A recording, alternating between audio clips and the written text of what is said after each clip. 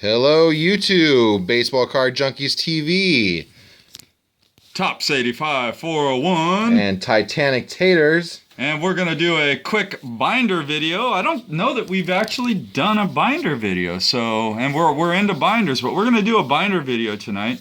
And this binder video is going to be all Hall of Famers that didn't achieve a significant milestone, but are definite great Hall of Fame players. Definite. So players that should be in your collection. So we're starting off with Kirby Pucket. And of course, you got the Topps rookie card, man. Love that one. Like how we have the three finest up on the top row. Yeah, the 93, 94, 95. Love the old Diamonds Kings. And then that 90 Leaf was just a big-time card. I love the 88 Flir. Just brings back a lot of memories of my childhood. Some more Kirby Puckets. Man, I love those old All-Star cards. Those are like from... Flir, right? Yeah, 87 Flir, I think that one was from. Those might have been from cello packs or something. I can't remember how they were distributed. So my favorite's the Provisions. Yes, the old Provisions ones. So that's a cool one. Some more Kirby Pucket-age. Just love the guy. Too bad. We make up our own words here, baby. Yes. Whoa! Look at all that shine. I think I just blinded myself. Yeah, I got the chrome and the refractor on that 21st century Vlad Guerrero here. But yeah, Vlad, man, I was really glad to see him get voted in the Hall of Fame in the 2018 class. So definitely.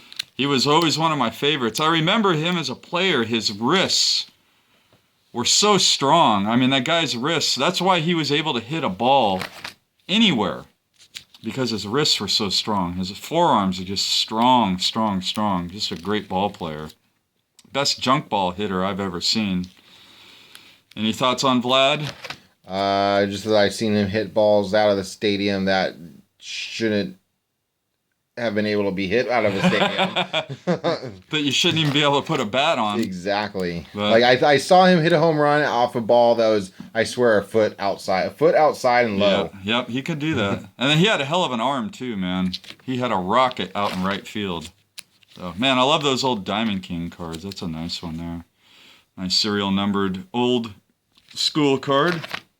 So, it's just some nice, just a bunch of randomness in here. Still on Vlad.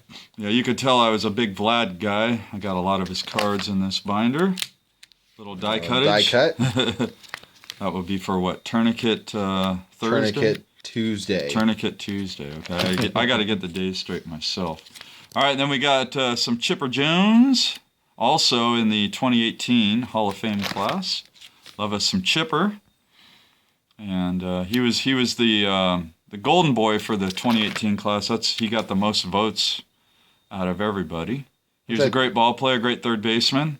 I think that's kind of expected, though, right? Yeah, I mean, he played on the same team his whole career, so that's very unusual for this day and age. I don't know how many more Hall of Famers are going to be players that played on the same team. I know Jeter's coming up, so he'll be one. Mm-hmm. There we go, more Chipper Jones. And then Ozzie Smith. Man, great ball player. He was wizard. Yep, he was so fun to watch in the 80s. Remember when he'd come out to shortstop and do the backflip before every game? Yeah. And of course you got the old O-Peachy along with the Tops. Love the old O-Peachy. There's the backflip. I thought that was upside down. No, that's the backflip, buddy. The backflip. The first time I saw that card, I thought it was upside down as well. So more Ozzie Smiths here.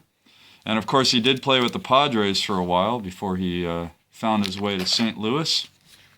Barry Larkin. Barry Larkin. Very nice there. Great ball player. He won an MVP. Yes, he did. Great shortstop for the Cincinnati Reds. He's actually, I guess he's a one-team kind of guy. Alomar, he was not a one-team kind of guy. He played for a lot of teams. And then we got a little more Alomar, and then we kind of transition into Ryan Sandberg. So a couple of second basemen. There's his rookie card, and then a reprint. Love the old 93 Finest. Can never have enough 93 Finest of your favorite players, right? I have the whole set of 93 Finest. Well, then there you go. That's pretty much answers that. Nice refractor there. There's his Flir rookie card. I think I picked this one up at a show. I got it in like a 10-cent bin or a $1 bin. Eric was with me, actually. Yeah, it was not expensive. Yeah, that was a cool pickup, though. Yvonne Rodriguez. Yep, Pudge Rodriguez.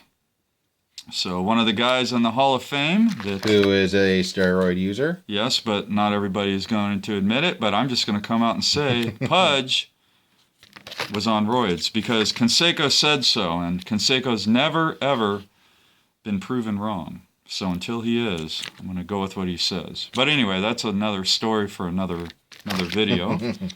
So love me some Pudge rookies.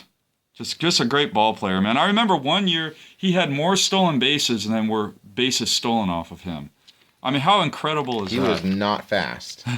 I know, but nobody would even bother running against him. He just had a cannon. Yeah, he'd throw out like the majority of base runners. So one, people didn't run against him, and two, when they did, they got thrown out, and that's why he was able to steal more bases and bases stolen against him. Now, this is a guy that's not known for his defense at all.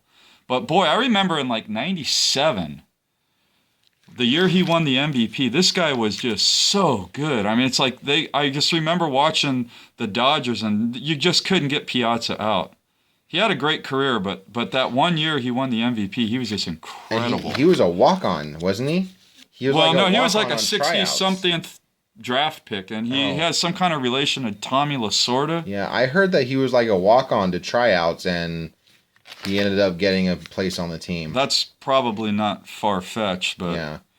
Anyway. But yeah, he did have a connection to Tommy Lasorda, and he was like, well, come on out. Yeah. But obviously he was a great player, Hall of Famer. And Carlton Fisk, the other Pudge. The other Pudge, yeah. Oh, there we go. There he is. I love this. Do I have the card here? Oh, no, I guess it's on the other page. This card here, where he's waving it fair. Waving it fair, man. That Fisk did it, though. He did it. He waved it fair. Very famous home run. And Roy Campanella, along with Johnny Bench. So you can see I got all my catchers together. Love all that. You'll see like a mixture of vintage on some of these older players. All these are vintage cards. Like to add those in. And Gary Carter. So one of my favorites. I think when I was a kid, one of the reasons why I like Gary Carter so much is because he was on the Montreal Expos, and I just loved. And I still, to this day, love the Expos uniform. And then, of course, he wrapped his career up. Towards the end of his career, he was with the Giants, and then he moved on to the Dodgers. Yeah. But, man, just a hell of a ball player. And he was on one of my favorite World Series teams, the 86 Mets, and there's his 86 card. Yeah, he was a great player. I mean, I even remember collecting him when I was a kid. Oh, yeah, so. Gary Carter. My dad loved Gary Carter, too. That's another reason why I like collecting Gary Carter. But now we're moving on to Josh Gibson. A Negro League player, never did play in the major leagues, but one of the most exciting players in baseball history. And you guys hear me talk about him a lot on my other channel. And then, of course, Yogi Berra. No vintage cards here of Berra, but we got Shine. Hey, boo-boo. And then that's it for the catchers. Now we're going on to Willie Stargell. So very nice. And some Santo action. Man, love that. Love that shine on that one. That's a reprint. I need to get Santos rookie. That's a really affordable card. That's a card I should really have in my collection. Like the 73 Tops. It's a nice card there. And then we got Jeff Bagwell. So he is a newer Hall of Famer. Also, in my opinion, a steroid user. I don't know how many will argue that with me. But I'm sure there are people that say he didn't. But he did. And then Tim Rock Raines, another guy, Montreal. That's one of my favorite cards from the 80s, is the 81 Donruss. Probably should have been in the Hall of Fame a lot longer before he was. Well, I don't know. I could see why people made him wait, but definitely a Hall of Famer, no doubt. Another Montreal Expo. Andre Dawson. And he's known for his 87 MVP. Hit 49 home runs with the Chicago Cubs in 1987. Then Orlando Cepeda. He had to wait till the early 90s before he got inducted in the Hall of Fame. He was a Veterans Committee Hall of Fame inductee. But just great cards here. Some vintage. Even these two here are originals here. Or no, this one here. The other one's not. More Orlando Cepeda. And Lou Gehrig. Of course, I don't have any original Gehrigs in here. What?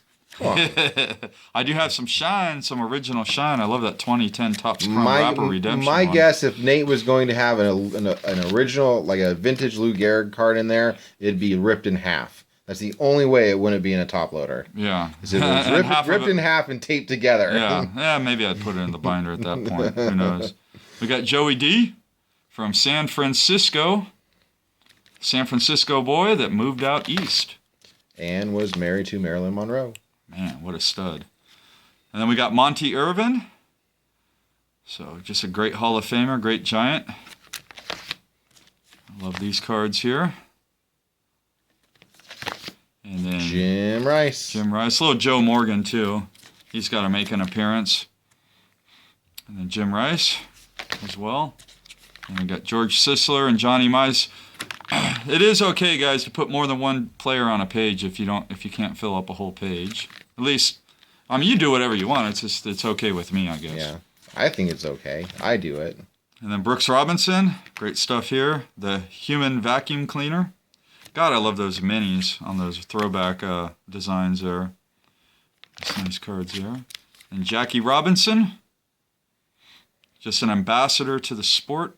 Absolute awesome baseball player as well. He was a true Dodger because at the end of his career, he got traded to the Giants and he just decided to retire. And I love that about him.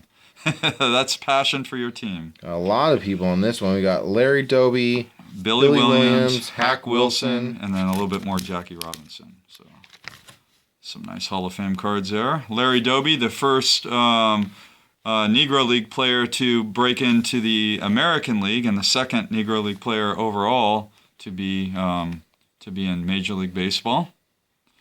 A lot of people don't remember Larry Doby, but he broke in a few months after Jackie Robinson. And then we got Richie Ashburn, Sam Crawford, Rogers Hornsby, and of course Duke Schneider. So that wraps it up. I think we should end it with that Vladimir Guerrero page. Oh, okay. You want to go back there? All right. Well, I guess we all do love our shine. And so, yeah, these are all Hall of Fame position players that didn't achieve any major milestones, but are definite stud Hall of Famers. Shine. All right, guys. Thanks so much for watching. Happy collecting.